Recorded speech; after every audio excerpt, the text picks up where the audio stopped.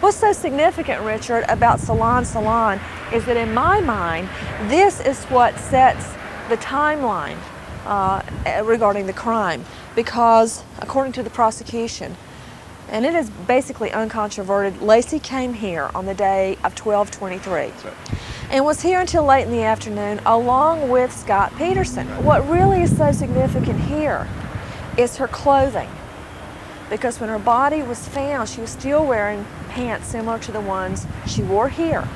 And the people here, including her half-sister Amy, could identify the top that was found balled up in a dresser drawer. You're right, the prosecution has made a great deal of the fact that she was wearing tan or beige pants here, according to her sister, and that when she was found, she had tan or beige pants. Scott Peterson describes as having last seen her in black pants and a white blouse.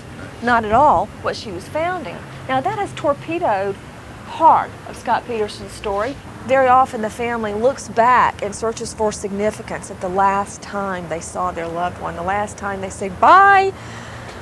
And that's what Amy Rocha went through. Salon, just a routine day when Laci came in to get her hair done. She was with Scott, and it was the last day she ever saw her sister alive.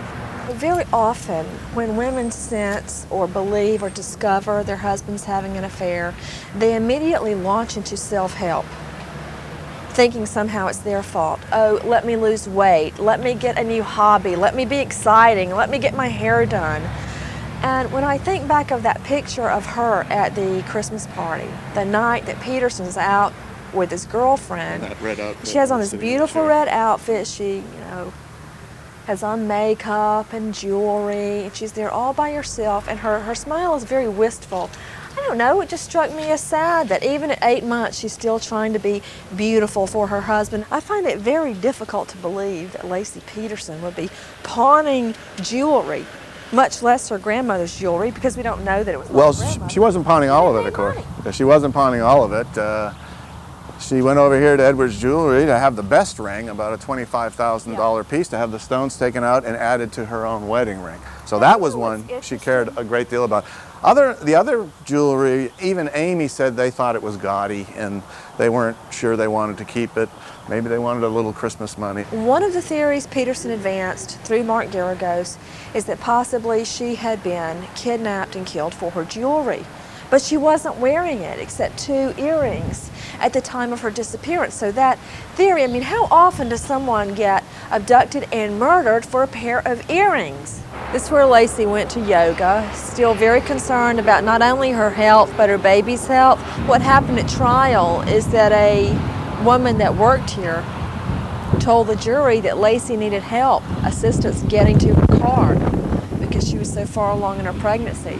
The defense jumped on that for the fact that they claimed she had never mentioned that before. That part of the testimony was stricken, but the jury did hear it. Now also what's interesting is the steps leading up to the yoga center. I had assumed from trial, or I actually thought that they were an outside set of stairs because they were portrayed to be so dangerous and ominous and steep. Well, they're not. Not difficult at all, but in any event, all of this became significant at trial. We are here where Laci had her final ultrasound of her baby, Connor. It was the last day she was seen alive by anyone other than Scott Peterson. Interestingly, I wonder, an ultrasound actually shows the baby. Sometimes you can even see the baby's face in a certain way. And I imagine that day, the day before Laci went missing, right here at Hera OBGYN, it hit home to Scott Peterson as he sat there. He was about to become a father with financial and familial responsibility like he had never known.